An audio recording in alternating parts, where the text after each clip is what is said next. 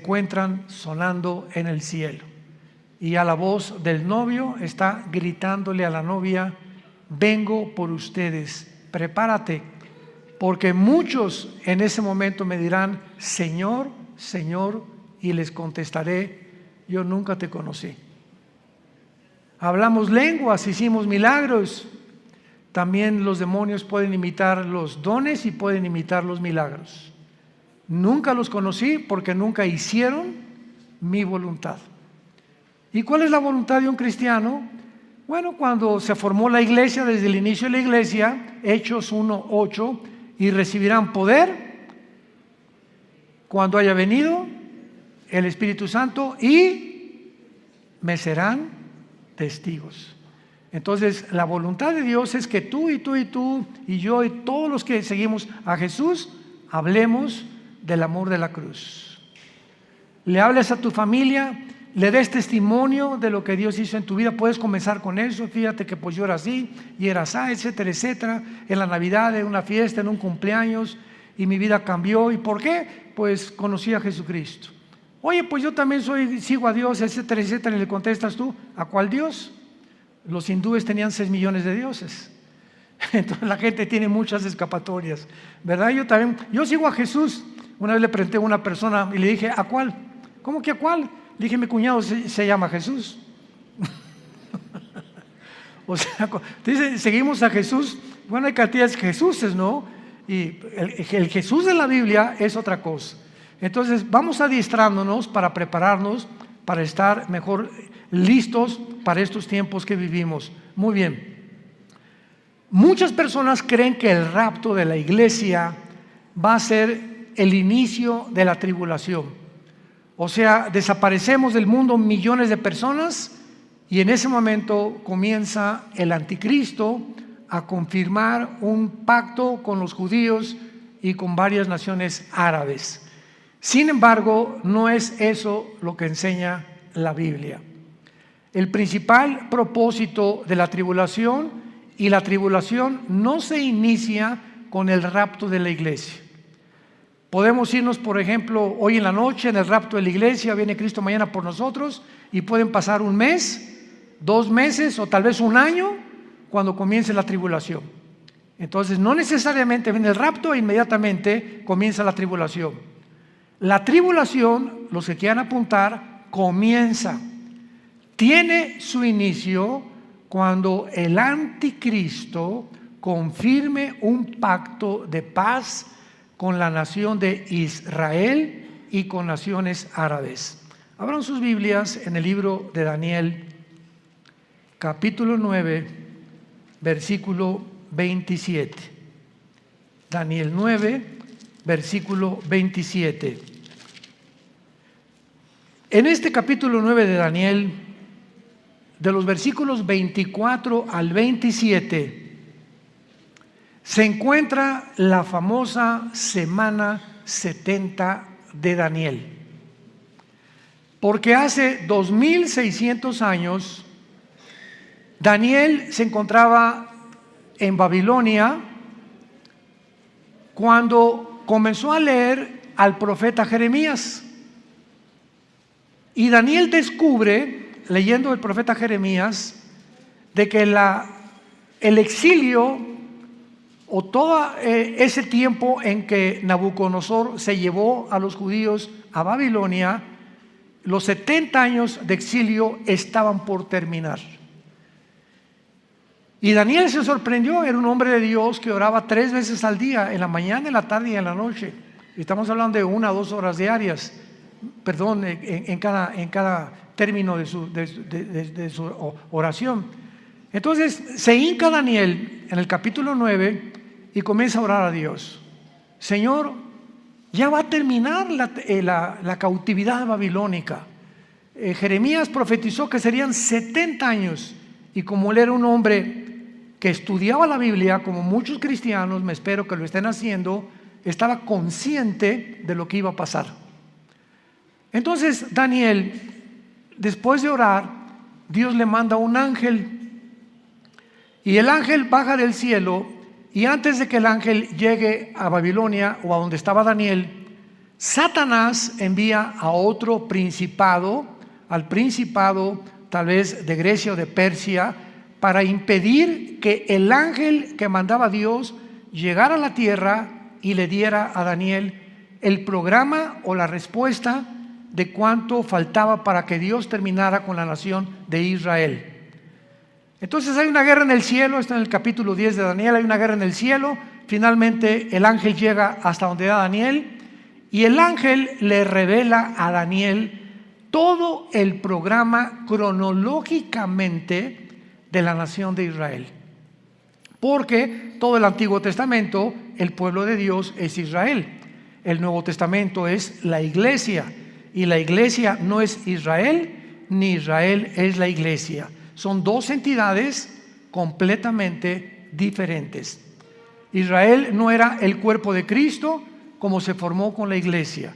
Nosotros somos el cuerpo de Cristo. Israel era la esposa del Padre, y Dios se divorcia, le da cartas de divorcio a Israel, y hasta el momento Israel, el antiguo pueblo de Dios, se encuentra en la banca. Y Dios forma a una entidad nueva que se llama la iglesia desde hace 2000 años, después de la resurrección de Jesucristo y desde el día de Pentecostés. Entonces la iglesia es una entidad completamente diferente de Israel. Entonces Dios, el ángel le dice a Daniel: Daniel, Dios tiene 490 años en su programa para terminar con la nación de Israel. Y la palabra que se usa aquí son 70 semanas. Así dice el versículo 24. 70 semanas están determinadas, decretadas sobre tu pueblo Israel y sobre tu santa ciudad Jerusalén. Los judíos tenían semanas de días y tenían semanas de años. Y aquí es lógico, ¿verdad?, por el contexto, que no está hablando de semanas de días, como lo vamos a comprobar. Entonces 70 años están decretados para Israel, para que Dios ya acabe finalmente con toda la historia de Israel. Y el ángel le dice a Daniel: desde que se comience a restaurar la ciudad de Jerusalén, porque en aquel tiempo llegaron los babilonios, llegaron los medos persas, llegaron todo, ¿verdad?, y acabaron con Jerusalén. Cuando comience a ser restaurada Jerusalén hasta el Mesías, habrá 483 años. 483 años, o sea, 6 semanas, que son semanas de años, vuelvo a repetir. ¿Cuándo se comenzó a restaurar Jerusalén? Nehemías capítulo 2, del 1 al 6. Cuando el rey Artajerjes de Persia le ordena a Nehemías y le da permiso para que regrese a Jerusalén, que estaba hecha pedazos, y comience su reconstrucción. Y del momento de que se decretó el regreso o la restauración de las murallas de Jerusalén hasta el Mesías, matemáticamente, damas y caballeros, santos de Dios, lo comentaba en la conferencia anterior, para cualquier ateo, cualquier escéptico, cualquier agnóstico que esté buscando evidencias en la Biblia, esto es extraordinario. Fueron exactamente desde la reconstrucción de Jerusalén hasta la muerte de Jesús 483 años. ¿Faltan cuánto? Faltan una semana, o sea, 7 años. Por eso se llama la semana 70 de Daniel. Entonces los judíos rechazan al Mesías y se interrumpe el reloj cronológico de Dios. Y le dice Dios a Israel: no me vas a volver a ver, Jesús, con las palabras de Jesús, hasta que digan Baruch Hashem Adonai Eloheinu, que significa en el hebreo: bendito el que viene en el nombre del Señor.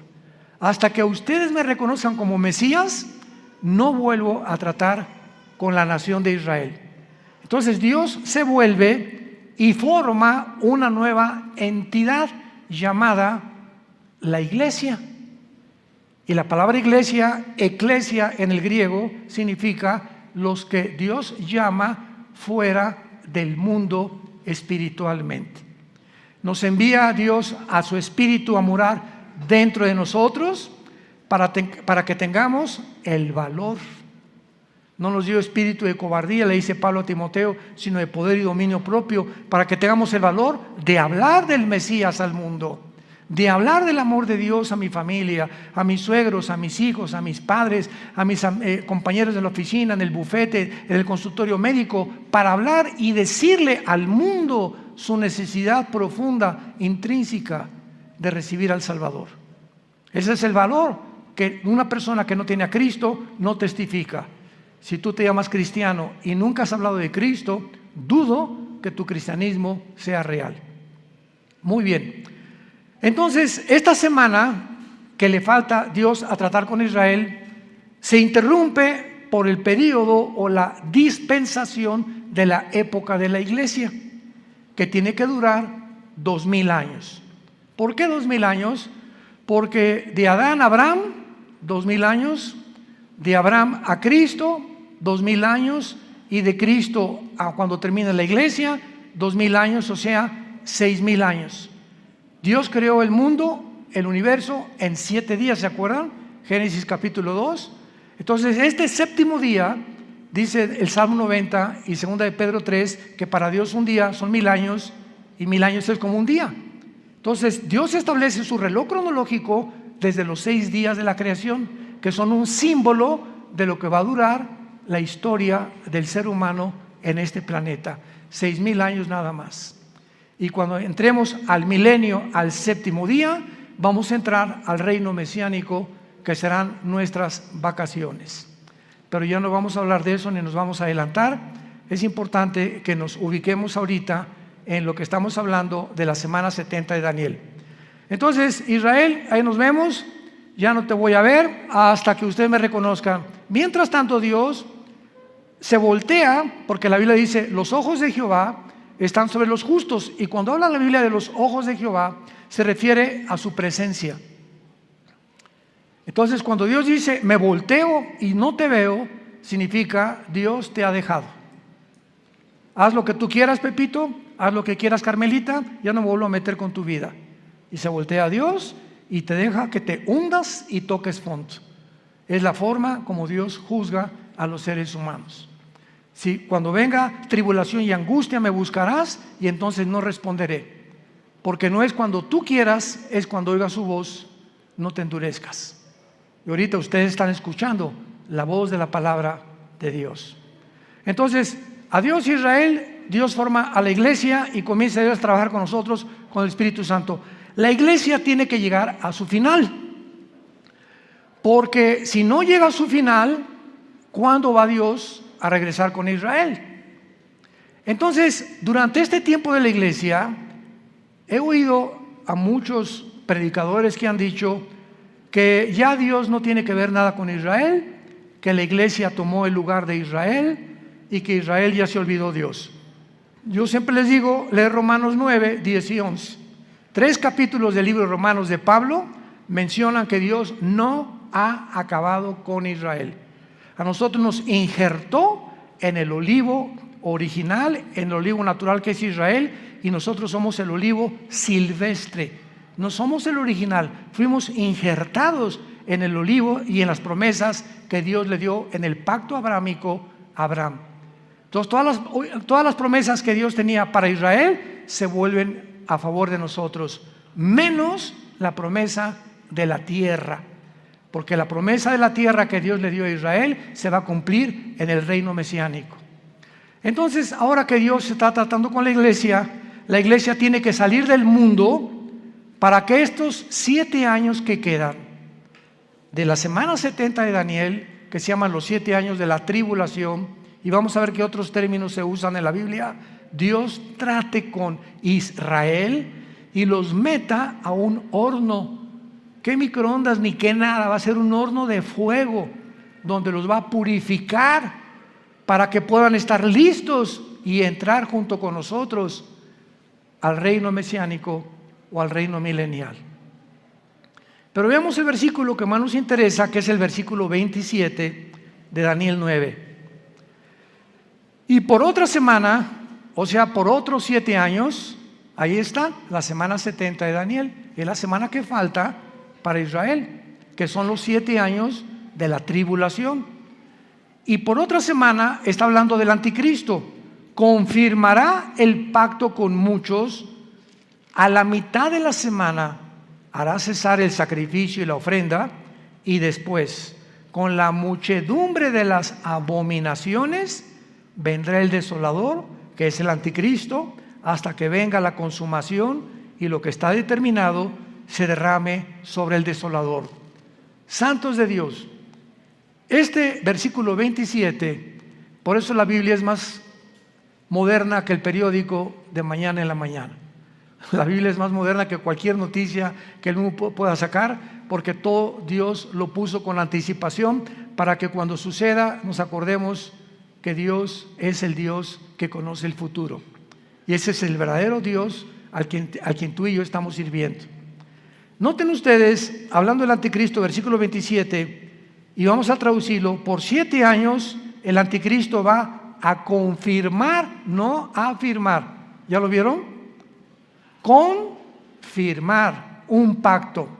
Esto significa que cuando nos vayamos nosotros y el anticristo se siente con los rabinos judíos o con los gobernantes de Israel actuales, o no sabemos quiénes serán, para firmar un pacto, confirmar un pacto, estos gobernantes judíos van a aceptar que este hombre les garantice la paz por 7 años, por la semana 70 de Daniel, que son 7 años.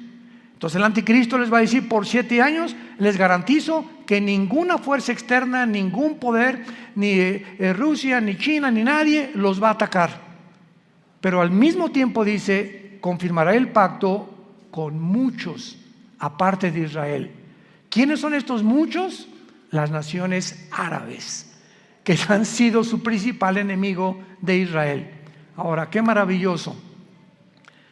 Desde 1948 que Israel se estableció como nación soberana, independiente y libre, y el mundo estupefacto volteó hacia Israel, en un día se formó una nación, después de casi 2000 años que estuvieron exiliados por todo el mundo.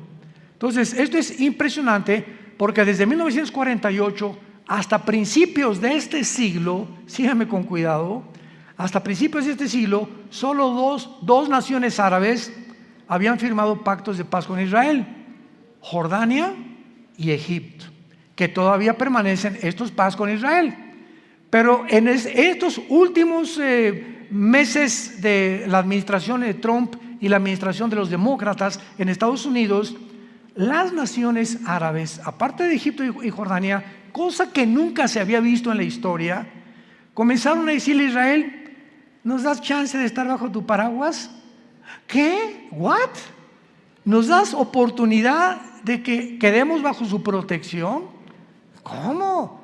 ¿Qué hizo que las naciones árabes comenzaran? Bahrein, los Emiratos Árabes Unidos, Sudán, Marruecos, le estén pidiendo ayuda a Israel a entrar en lo que se llama el Acuerdo de Abraham, que firmó Israel con los Emiratos Árabes, con Bahrein, puras ciudades árabes, y últimamente ya son casi 6 o 7 naciones árabes que están bajo el paraguas de Israel por causa de Irán. Porque Irán comienza a bombardear a Arabia Saudita hace 1 o 2 años, a sus pozos petroleros, y Estados Unidos no interviene, ni tampoco Israel, porque Israel no tiene ningún pacto con Arabia Saudita, es la nación más grande de toda la península arábica. Entonces se dan cuenta los árabes que si Estados Unidos no los protege ya, solamente les queda la aviación y el ejército de Israel, que es el ejército más poderoso del mundo entero. Así de chiquititos, pero bien picosos. Entonces comienzan a pedirle ayuda a Israel: oye, vamos a un acuerdo. Israel feliz, ¿verdad? Porque ahora Israel les da protección y se están protegiendo más y más y más. Y cuando dice que el anticristo va a firmar con Israel y con muchos, ya son 7 naciones árabes las que han firmado el Acuerdo de Abraham. Falta Arabia Saudita. Y Arabia Saudita, ahora que vino el presidente Biden a Arabia, todo el mundo, primero fue Israel, después fue Arabia, todo el mundo estaba esperando porque él venía a eso. pues vamos a convencerlos de que firmen y se unan a Israel. Pues el jeque de Arabia Saudita le dijo al presidente Biden: no vamos a firmar ningún tratado de paz con Israel, porque tenemos una sola condición: cuando Israel haga la paz con los palestinos y Israel le permita a los palestinos poner un Estado palestino dentro de Israel, firmamos el acuerdo de Abraham, cosa que los judíos nunca van a hacer. Así que le están pidiendo, ¿verdad?, algo que está completamente en contra de la misma política de hace más de 75 años que se formó Israel, para que ellos permitan que los palestinos formen un Estado dentro de Israel. Imagínense, ahorita están los palestinos en la Franja de Gaza, están en el Banco Oriental, en Jericó, y están en la frontera con Galilea, en las colinas del Golán, Siria, apuntando los cañones contra Israel. Entonces imagínense que en México haya dos Méxicos. O sea que la península de Yucatán y Chetumal, etcétera, etcétera, le digan al presidente: pues nos independizamos del gobierno mexicano, pero vamos a estar dentro de la República Mexicana, pero con dos gobiernos. Vamos a hacer completamente dos gobiernos, y va a haber dos gobiernos dentro del mismo terreno geográfico de la República Mexicana. Pues esperamos guerras, ¿verdad? Esperamos siempre haber problemas, porque pues ¿cómo vamos a poder estar dos presidentes gobernando el mismo terreno geográfico que nos pertenece desde hace miles de años? Entonces Arabia Saudita está ahorita completamente descansando, ¿verdad? Está en pausa hasta que Israel le conceda a los palestinos tener una nación dentro de Israel, cosa que va a suceder. ¿Dónde lo encontramos? En el libro de Joel, en el Antiguo Testamento. Ahí denle la vuelta a Oseas, después de Daniel, para que no se vayan hasta Génesis, y luego sigue Joel, no se pierdan tanto. Y aquí en el libro de Joel, capítulo 3, que describe la Tercera Guerra Mundial y la venida de Jesucristo, dice así: Joel capítulo 3, versículo 1 y 2, principalmente: porque he aquí que en aquellos días y en aquel tiempo en que haré volver la cautividad de Judá y de Jerusalén, reuniré a todas las naciones y las haré descender al valle de Josafat, o sea, al valle del Meguido, donde será y se librará la Tercera Guerra Mundial, conocida como la batalla del Armagedón, que se encuentra en Apocalipsis 16, del 12 al 14. Los reuniré en el valle de Josafat, y allí entraré en juicio con ellas a causa de mi pueblo y de Israel, mi heredad, a quienes ellas esparcieron entre las naciones y repartieron mi tierra.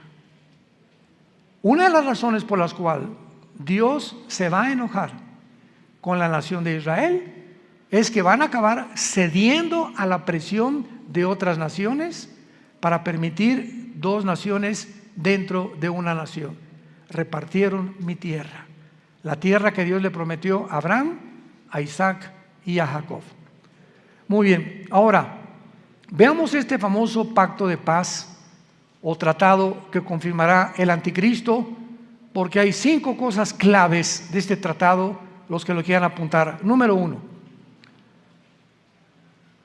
el tratado de paz que el anticristo va a confirmar con Israel será entre Israel y el anticristo, involucrando a naciones árabes. Número 1, involucrando a naciones árabes. Puesto que el anticristo tiene que surgir de alguna de las naciones que formaron el antiguo imperio romano, él será el principal protagonista. Ahora vean esto.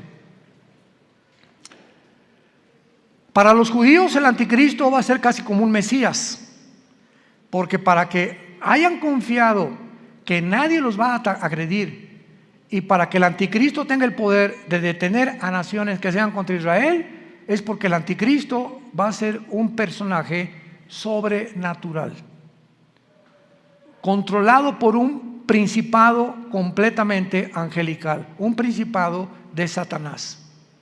Ahora esto es muy, muy importante, ¿verdad? Porque él va a ser el principal protagonista y él no va a permitir que en él los ataque. Antes de que el anticristo firme este tratado, va a haber 2 guerras en Israel, que están mañana en el periódico delante de nosotros. La primera es la del Salmo 83.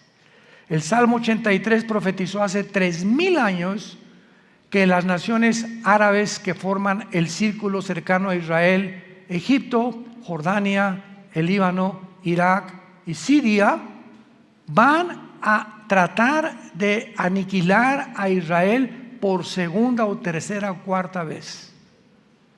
Lo intentaron en el 48, cuando regresaron.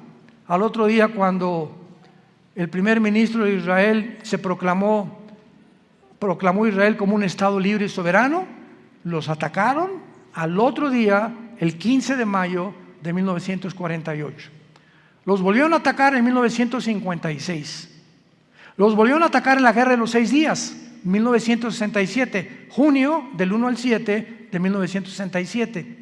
Y los volvieron a atacar en la Guerra de Yom Kippur, 1973.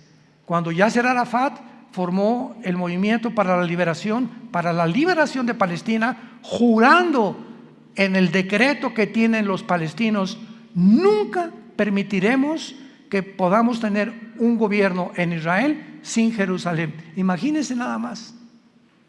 Todos los diplomáticos, el presidente Bush, el presidente Carter, el presidente Clinton, el presidente Reagan, el presidente Trump, el presidente Biden, le han dicho a los palestinos: bueno, les damos la mitad de Jerusalén y les damos aquí, les damos allá, y ellos dicen: no, toda Jerusalén. O sea, cosa, ¿verdad? Me río porque es una imposibilidad. Como dijo Benjamín Netanyahu, que tal vez próximamente vuelva a recobrar el primer ministerio en Israel, Netanyahu dijo: el día que realmente nuestros enemigos quieran que les demos Jerusalén, vamos a tener lista la operación Sansón. Así se llama, la operación Sansón. ¿Qué pasó con la operación Sansón? ¿Se acuerdan de la vida de Sansón? En Números capítulo 3 en adelante. Bueno, a Sansón le sacaron los ojos, una mujer lo debilitó en sus fuerzas por andar ahí de rabo verde, ¿verdad? Y el Espíritu Santo lo abandonó a Sansón, se quedó sin fuerza, y entonces los filisteos tenían como un circo, lo pusieron lo empujaron, a ver tu fuerza, etc., y comenzaron a burlarse de él. Y ahí Sansón, en medio de este espectáculo donde todos se burlaban de él, los filisteos, le dijo a Dios: Padre, por favor, yo te pido, como un último acto de mi voluntad, llévame a donde haya 2 columnas, porque Sansón conocía el teatro filisteo, para que yo pueda derribar este teatro. Y entonces unas personas que lo guiaron, ¿verdad?, lo pusieron debajo de las 2 columnas, y entonces Sansón muere junto con todos los filisteos. O sea, Sansón tenía el ministerio de acabar con los filisteos, y fue hasta su muerte que terminó con ellos. En su muerte terminó con su ministerio. Entonces los judíos le llaman Operación Sansón. Si nos atacan, morimos junto con ustedes. Tenemos la bomba nuclear. Entonces Israel nunca va a permitir una invasión. Hasta este momento no lo ha permitido, y siempre ha ganado. Y nunca Israel ha sido el que provoca a sus enemigos. Nunca él ha buscado la guerra. Siempre se ha defendido de las naciones árabes. Con esto, para que no haya malos entendidos, no estamos hablando que somos judíos, porque ahorita no hay judío, no hay griego, no hay gentil, no hay italiano, no hay mexicano. En Cristo, en la iglesia, todos somos iguales.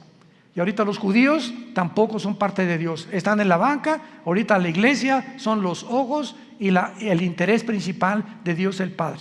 Pero Dios va a regresar con ellos cuando la iglesia no está en el mundo. Esta guerra del 83 no tarda en liberarse, porque Irán sigue amenazando a Israel. Esta semana Israel bombardeó el aeropuerto de Alepo, donde encontraron que había aviones cargados de armas iraníes que estaban proveyéndoselas a los sirios para atacar a Israel. Entonces, ahorita Israel anda, ¿verdad?, pero con los ojos abiertos, con sus aviones F-35, vigilando por todos lados, que no haya movimientos de armas de Irán principalmente a Líbano, a Siria o a Irak, porque son las naciones donde Irán tiene la supremacía.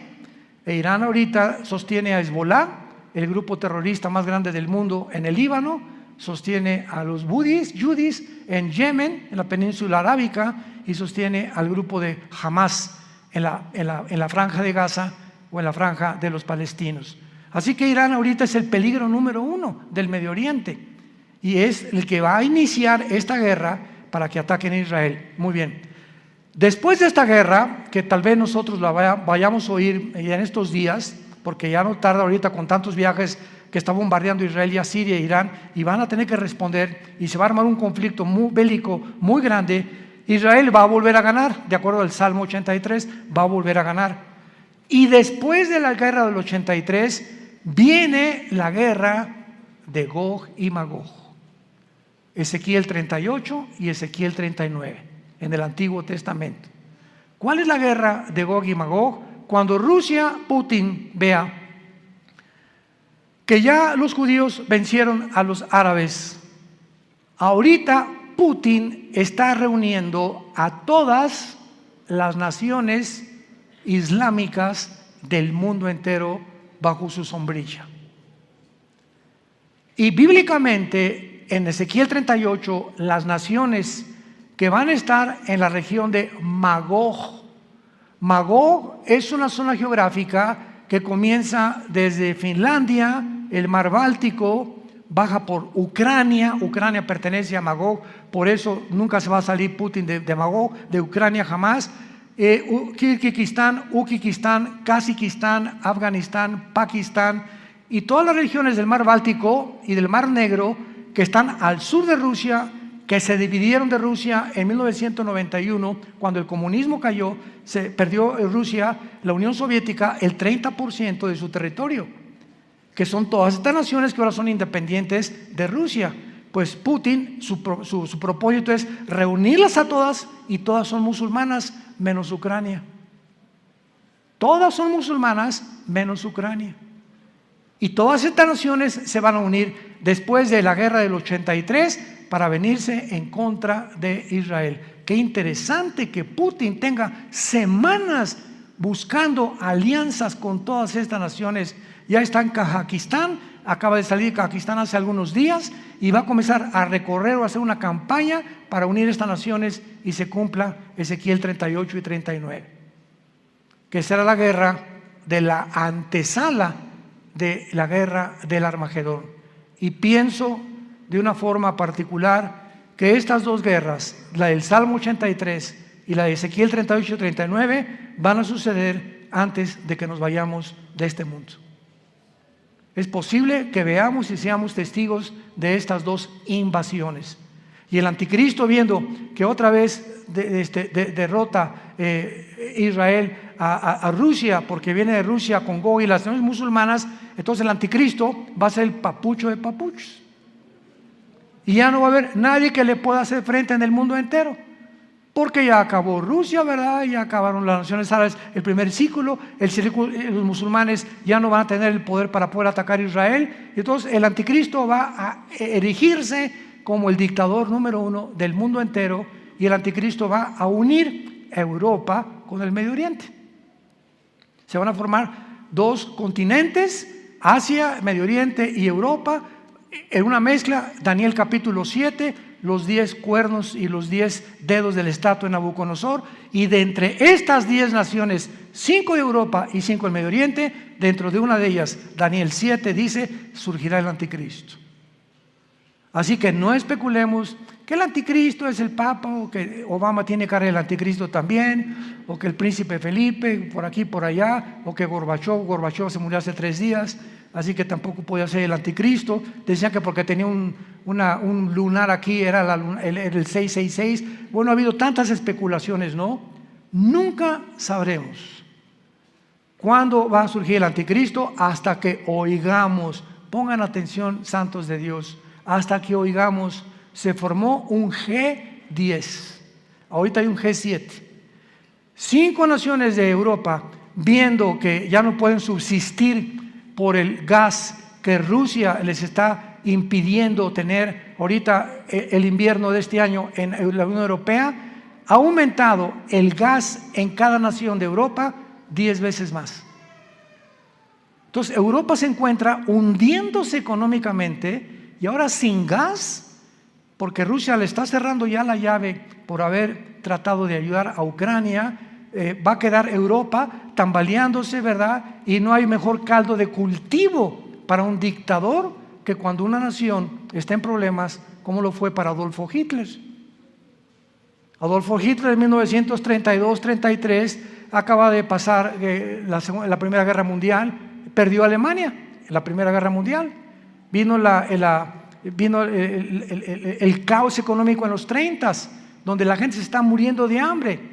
Y en medio de este caos, Alemania estaba llena de comunistas, porque el comunismo comenzó en el 93 con los bolcheviques, con Lenin, estaba sin trabajo, no había fábricas, y llega Hitler y crea la Volkswagen, que significa el carro del pueblo.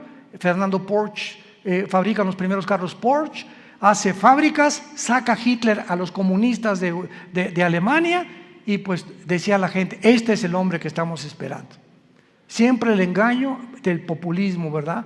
De los gobiernos populistas. Este es el que estábamos esperando. Porque siempre, desgraciadamente, estamos esperando un hombre que nos saque del hoyo. Y no hay nadie que nos pueda sacar más que Jesucristo, el Hijo de Dios, nada más.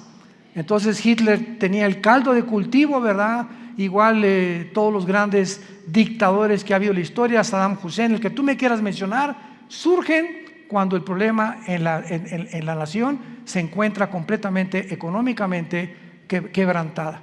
Y de ahí el que surja en la nación le estará eternamente agradecido que lo sacó del hoyo, pues el anticristo se formará y lo adorarán como Dios.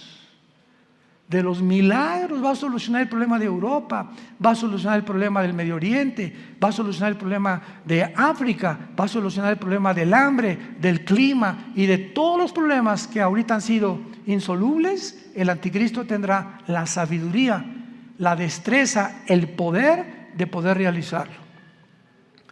Veamos en el libro de Daniel capítulo 8 lo que acabamos de comentar del anticristo. Porque aquí se escriben en estos versículos claramente los poderes del anticristo durante la tribulación. Daniel 8, 23 al 25. Está hablando de la persona del anticristo. Escuchen con mucha atención. Y al final del reinado de estos, cuando los transgresores lleguen al colmo, se levantará un rey altivo, de rostro y entendido en enigmas. Su poder se fortalecerá, mas no con fuerza propia, y causará grandes ruinas y prosperará, y hará arbitrariamente y destruirá a los fuertes y al pueblo de los santos. Con su sagacidad hará prosperar el engaño. En su mano y en su corazón se engrandecerá, y sin aviso destruirá a muchos, y se levantará contra el príncipe de los príncipes, pero será quebrantado, aunque no por mano humana. Rápidamente, para terminar, resalto estas características. En primer lugar, el poder del anticristo no será de él. Su poder se fortalecerá, mas no con fuerza propia, y lo explica Apocalipsis capítulo 13. Y Satanás le entregó su autoridad, y le entregó su poder, y le entregó su sabiduría al anticristo. Por eso dice, su poder se fortalecerá, pero no de él. Todo lo que él haga será porque estará completamente poseído por principados demoníacos. En segundo lugar, dice el versículo 23, que va a ser un rey altivo de rostro y entendido en enigmas.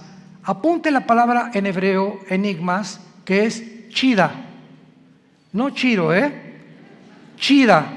C-H-I-D-H-A, chida. Escuchen lo que significa la palabra chida. Significa dichos o cosas difíciles de resolver, problemas para la inteligencia común del ser humano. O sea, que él va a tener una capacidad sobrenatural, científica, filosófica, política, religiosa, que va a asombrar a la mente más brillante que pueda en ese tiempo existir en el mundo. Entendido en enigmas, su poder se fortalecerá, prosperará y hará arbitrariamente y destruirá a los santos con su sagacidad. Esta palabra sagacidad es la palabra sekel en el hebreo, S y con K, sekel, apúntala, que significa inteligencia para resolver crisis. Con su inteligencia para resolver crisis hará prosperar el engaño. O sea, todo su reino será de engaño, de mentiras, de promesas falsas, porque a los 3 años y medio, en lugar de los 7 años, entrará al templo judío, les permitirá reconstruir el tercer templo a los judíos, los traicionará a los judíos y comenzará la persecución. Mateo 24, 15 al 20. Así que nos encontramos, hermanos, ante un panorama delante de nosotros que es muy claro, porque será un pacto firme el que va a confirmar. Va a iniciarse con 7 años de falsas promesas. Les dará a los judíos el derecho de reconstruir el templo, y a los 3 años y medio profanará el templo, persiguiendo a los judíos y a los cristianos que queden en aquellos días. Tenemos ante nosotros una película, por eso se llama el Apocalipsis. ¿Saben qué significa la palabra Apocalipsis? Viene del griego descorrer la cortina, es lo que significa, descorrer la cortina. Dios en el Apocalipsis nos descorre las cortinas que nadie con su inteligencia natural o humana puede penetrar en el futuro más que el Dios de la Biblia. Nos corre y nos abre la ventana para que nos asomemos y nos diga: he aquí, vengo en breve. Dichosos los que lavan sus ropas para tener derecho al árbol de la vida, y para que sepan que en cualquier momento vengo por ustedes, y muchos se arrepentirán, se jalarán los pelos al darse cuenta que era demasiado tarde, porque nunca hiciste firme tu vocación y tu elección. La puedes tú hacer en esta tarde a través de la convicción que el Espíritu Santo causa en tu corazón. Oremos. Te damos gracias, Padre y Dios de Jesucristo nuestro Señor, el gran pastor de las ovejas, por el pacto sempiterno. Oramos que Dios te haga hacer, que te motive y que tu pueblo pueda despertar, Señor, porque tu pueblo está dormido. Hay un engaño operando en el mundo entero ya, haciéndonos creer cosas que no son reales. Los medios de comunicación están llenos de mentiras, falsedades por todos lados, donde el mundo ya no sabe qué creer y qué no creer. Pero tenemos la palabra profética más segura, a la cual haríamos bien en estar atentos como una antorcha que alumbra en lugar oscuro, hasta que el lucero de la mañana salga en nuestros corazones. Gracias, Padre, por tan grande salvación, por esa cruz donde tu Hijo le pusieron espinas en la cabeza, clavos en las manos y clavos en los pies, y desangrando y agonizando, Él pudo expresar las palabras más sublimes que un hombre en ese estado pueda expresar: perdónalos, porque no saben lo que hacen. Pero en este momento tú ya sí sabes que Él murió por ti, para pagar por tus pecados.